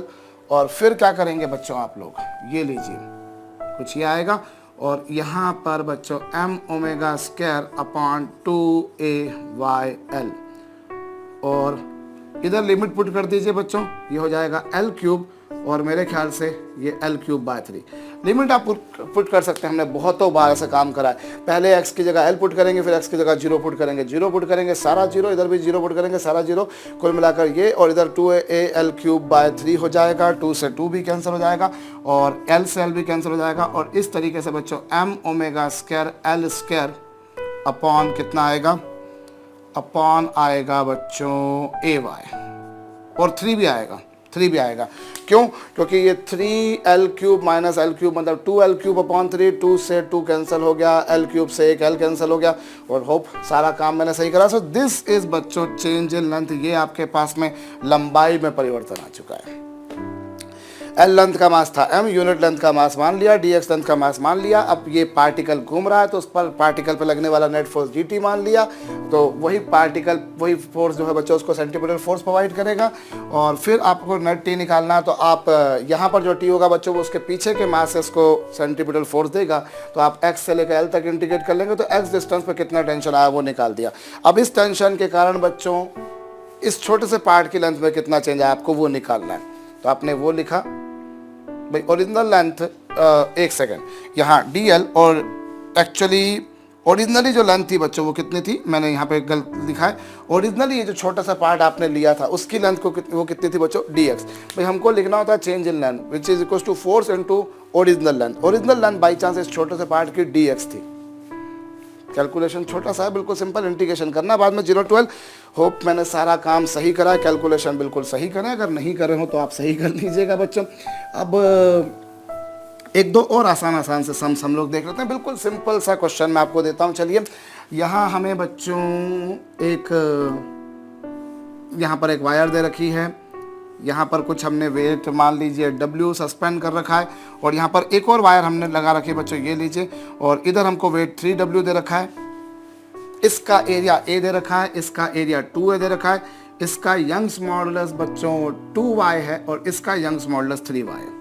और चलिए इसका एरिया A, इसका 2 है, इसका 2y है, इसका जो यंग्स मॉडुलस बच्चों वो 3y है, और लेंथ चलिए दोनों की सेम ले लेते हैं। लेंथ दोनों की सेम ले लेते हैं। बिल्कुल सिंपल सा क्वेश्चन है बच्चों, दोनों की लेंथ में कितना चेंज आएगा, इस वाली वायर में और इस वाली वायर में लेंथ में कितना चेंज आएगा, जरा फटाफट बताइए। वायर्स को बच्चों आप मासलेस मान लीजिएगा, द्रव्यमान रहित मान लीजिएगा, आप मान लीजिएगा कि कोई मास नहीं है। फटाफट कीजिए बच्चों, बड़ा छोटा सा क्वेश्चन मैंने आपको दिया है, बड़ा छोटा सा क्वेश्चन। देखिए अब एक काम करें, हम एक इन वायर्स को नंबर दे देते हैं। पहली वाली वायर को नाम दे देता हूँ 1, दूसरी वाली वायर को नाम दे देता हूँ 2। अब 1 वाली वायर में यदि आप देखें बच्चों, तो 1 वाली वायर, भाई कोई भी इस पर जो फोर्स लगेगा वो इसके नीचे के मास के कारण लगेगा, इस पर जो फोर्स लगेगा वो इसके नीचे के मास के कारण लगेगा। तो पहले वाले की लेंथ में चेंज निकालें बच्चों। चेंज इन लेंथ का फार्मूला बड़ा घिसा पिटा सा होता है, FL/AY। और पहली वाली वायर में जो फोर्स लग रहा है बच्चों वो कितना लग रहा है, पहली वाली वायर में जो फोर्स लग रहा है बच्चों, जैसा कि आप देख रहे हैं, मैंने आपको पहले ही बोला कि किसी भी वायर में जो फोर्स लग रहा है बच्चों उसके नीचे के मास के कारण लग रहा है। तो उसका नीचे का मास है बच्चों 3W, ओरिजिनल लेंथ उसकी L है, और अपॉन उसका एरिया बच्चों 2A है, और यंग्स मॉडुलस बच्चों उसका 3Y है। अभी आप 3 से 3 कैंसिल भी कर सकते हैं, ये कर लीजिए, बाकी तो कुछ नहीं है, एक सिंपल सा है। और सेकंड वाली वायर की लेंथ में चेंज निकालें, तो सेकंड वाली वायर पे कितना फोर्स लग रहा है बच्चों, सेकंड वाली वायर पे कितना फोर्स लग रहा है, सेकंड वाली वायर पे जो फोर्स लग रहा है बच्चों वो लग रहा है W + 3W। क्यों? क्योंकि इसके नीचे का टोटल वेट कितना बच्चों, इसके नीचे W वेट भी और इसके नीचे 3W वेट भी है, टोटल है बच्चों। तो यहाँ जो फोर्स लगेगा वो W + 3W लगेगा बच्चों। अगर मैं इस सेकंड वायर के बारे में बात करता हूं, तो सेकंड वायर पर जो नेट फोर्स लगना है वो कितना लगना है बच्चों, इसके नीचे कितना फोर्स है, W भी इसके नीचे और 3W भी इसके नीचे है, W और 3W दोनों इसके नीचे। और लेंथ कितनी बच्चों, उसकी भी बाई चांस L ही है, और उसका एरिया बच्चों A है, और यंग्स मॉडुलस उसका 2Y है। बस भाई लेंथ तो इसकी भी L ही है, लेकिन इसके नीचे जो फोर्स लग रहा है बच्चों, उसके नीचे का जो फोर्स है बच्चों वो कितना होगा, W + 3W। टोटल उसके नीचे का सारा फोर्स काउंट करेंगे, लेंथ में चेंज आ जाएगा बच्चों। तो एक छोटा सा क्वेश्चन था, एक और क्वेश्चन कीजिए। किसी रॉड का एरिया आपको दे रखा है बच्चों, यहाँ पर एक आपने एक रॉड सस्पेंड कर रखी है, ये लीजिए, आपने एक रॉड सस्पेंड कर रखी जिसका एरिया A है, जिसका यंग्स मॉडुलस बच्चों Y है, जिसका एरिया A है, यंग्स मॉडुलस इसका Y है, और इसका ब्रेकिंग फोर्स, कौन सा फोर्स बच्चों, ब्रेकिंग फोर्स, जिसे हिंदी में हम लोग त्रोटन बल कहा करते हैं। क्या कहते हैं बच्चों, त्रोटन बल, जिस पर वो टूट जाता है उसे हम बोला करते हैं ब्रेकिंग फोर्स। भाई हम किसी भी मटेरियल पे कितना फोर्स लगाएं कि वो टूट जाए, ब्रेक हो जाए, उसे आप बोलते हैं ब्रेकिंग फोर्स। अभी हम आगे चल के पढ़ेंगे ब्रेकिंग फोर्स वगैरह के बारे में, और भी कुछ स्ट्रेस स्ट्रेन कर्व के बारे में आप पढ़ेंगे, वहाँ पर आप देखेंगे। बट एनीवेज अभी आपके पास में रॉड है बच्चों, जिसका यंग्स मॉडुलस Y है, area of cross section A है, और इसका ब्रेकिंग फोर्स है F। इसका ब्रेकिंग फोर्स कितना बच्चों, F। आप बताइए कि हम मैक्सिमम से मैक्सिमम कितनी लेंथ इसकी लटका सकते हैं। What maximum length can be suspended so that this rod doesn't break। हम इसकी मैक्सिमम से मैक्सिमम कितनी लेंथ बच्चों लटका सकते हैं कि ये रॉड ब्रेक नहीं हो, आपको बताना है। जबकि आपको ये गिवन है बच्चों कि इसके मटेरियल की जो डेंसिटी है बच्चों वो रो है।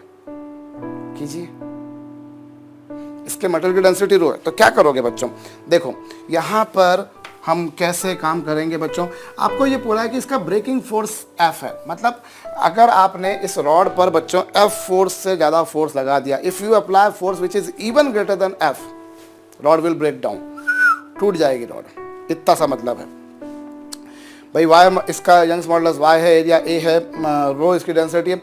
हम इस पर मिनिमम कितना फोर्स लगाएं कि टूट जाए, उसे हम बोलते हैं ब्रेकिंग फोर्स। और ब्रेकिंग फोर्स आपको दे रखा है बच्चों F। मतलब अगर इस रॉड के किसी भी एंड पर, अगर इस रॉड के इस एंड पर, इस एंड पर, इस एंड पर, जहाँ पर भी फोर्स F से ज़्यादा हो गया वहाँ पे वायर ने टूट जाना है। हालांकि एकदम से नहीं होता कि हमने जैसे ही F फोर्स लगाया टूट जाएगी, थोड़ा सा समय लगता है उसके अंदर, बट स्टिल आपने अगर यहाँ पर F फोर्स ज़्यादा हो गया, यहाँ पर हो गया, यहाँ पर हो गया, यहाँ पर हो गया, यहाँ पर हो गया, यहाँ पर हो गया, तो टूट जाएगी। और ऑब्वियस सी बात है बच्चों, सबसे ज़्यादा फोर्स कहाँ होगा, यहाँ पर। अगर यहाँ पर ब्रेकिंग फोर्स से कम फोर्स रहा तो बाकी सब जगह तो कम ही रहेगा, क्योंकि किसी भी जगह पर अभी आप देख रहे हो बच्चों जो फोर्स लगता है वो उसके नीचे के मास के कारण लगता है। यहाँ फोर्स इसके नीचे के कारण, यहाँ फोर्स इसके नीचे के कारण, यहाँ फोर्स इसके नीचे के मास के कारण, यहाँ फोर्स इसके नीचे के मास के कारण। तो अगर आप ऑब्वियस सी बात है, सबसे ज़्यादा मास इसके नीचे आएगा, इस टॉप एंड के नीचे सबसे ज़्यादा मास आएगा। अगर यहाँ पर उतना मास नहीं आया तो बाकी किसी जगह तो नहीं आएगा। अगर यहाँ पर उतना ज़्यादा फोर्स नहीं आया भैया तो बाकी किसी जगह पर तो स्वाभाविक बात है कि नहीं आएगा। सो ब्रेकिंग फोर्स के होने के सबसे ज़्यादा संभावना यहाँ पर है। अगर यहाँ ब्रेकिंग फोर्स नहीं लगा तो बाकी जगह तो और भी कम लगेगा। तो सीधी सीधी बात है बच्चों। अच्छा, इस जगह पे कितना फोर्स लगेगा? इस जगह पर जो फोर्स होगा बच्चों वो निश्चित बात है पूरा का पूरा mg के बराबर लगेगा, पूरा का पूरा mg के बराबर लगेगा। तो और m कितना बच्चों? m होता है वॉल्यूम इंटू डेंसिटी इंटू जी, तो ये आ गया साहब। और वॉल्यूम कितना होगा बच्चों? वॉल्यूम होगा एरिया इंटू लेंथ, वॉल्यूम होगा area into length into rho into g, ये लीजिए। और इससे लेंथ आ जाएगी, ये लीजिए साहब F अपॉन ए रो जी। एक छोटा सा लल्लू सा लॉलीपॉप सा क्वेश्चन था बच्चों, सिंपल। हालांकि यंग्स मॉडल्स की इसमें कोई जरूरत नहीं पड़ी। जस्ट मैं फिर से बोल रहा हूँ बच्चों, किसी भी रॉड पर, किसी भी मटेरियल पर वो फोर्स लगाएं जिससे वो टूट जाए, उसे आप बोला करते हैं बच्चों ब्रेकिंग फोर्स, यानी कि त्रोटन बल। त्रोटन बल उसे कहा जाता है। और आपसे बोला है कि इसका मैक्सिमम से मैक्सिमम कितना लेंथ लटका सकता हूँ। ऑब्वियस सी बात है बच्चों, आप इतनी लेंथ आपने सस्पेंड करी और आप और ज़्यादा लेंथ सस्पेंड करोगे, जितनी ज़्यादा लेंथ सस्पेंड करोगे उतना ज़्यादा वेट सस्पेंड होगा, और वेट जितना सस्पेंड होगा उतना ज़्यादा फोर्स लगेगा, और फोर्स जितना ज़्यादा लगेगा इसके टूटने के, इसके ब्रेक होने के चांस उतने ज़्यादा होंगे। तो हम ये चाहेंगे भैया कि ये कभी भी टूटे नहीं, और कहीं पर भी फोर्स उसके नीचे के मास के कारण है। यहाँ फोर्स कम है, यहाँ ज़्यादा है, यहाँ और ज़्यादा, यहाँ और ज़्यादा, यहाँ और ज़्यादा, यहाँ और ज़्यादा, यहाँ और ज़्यादा है। अगर यहाँ ब्रेकिंग फोर्स को आपने एक्सीड नहीं किया तो बाकी किसी जगह तो होना ही नहीं। तो मतलब मैक्सिमम पॉसिबिलिटी यहीं पर ही है। ये नहीं कि हम कुछ लोग सेंटर ऑफ मास ले लें। Maximum force will be acting at this cross section. तो इफ दिस फोर्स, अगर ये वाला फोर्स बच्चों जो है, अगर ये जो फोर्स है बच्चों, हमेशा ये क्या होना चाहिए? कुल मिलाकर mg से कम होना चाहिए। मैं यूँ कहूँ तो ज़्यादा बेहतर होगा। अगर mg से कम रहा तो भाई जो फोर्स है, मतलब mg के कारण जो फोर्स लग रहा है वो कम लगना चाहिए, ब्रेकिंग फोर्स ज़्यादा होना चाहिए। क्योंकि अगर ये वाला फोर्स इस फोर्स से बढ़ गया, if this force exceeds this force, break down हो जाएगा। अगर ये फोर्स इससे बड़ा हो गया तो वो वायर टूट जाएगी। तो ऐसा कुछ पिक्चर आनी चाहिए। मतलब कुल मिलाकर आप देखें बच्चों तो ऐसे कुछ पिक्चर आना चाहिए। मतलब हम कह सकते हैं कि जो लेंथ है बच्चों वो इससे कम होना चाहिए। इनइक्वलिटीज का साइन कुछ ऐसा आएगा। लेंथ जो है बच्चों वो इससे कम होना चाहिए। मतलब मैक्सिमम से मैक्सिमम जो लेंथ लटकाई जा सकती है बच्चों वो F अपॉन ए रो जी लटकाई जा सकती है।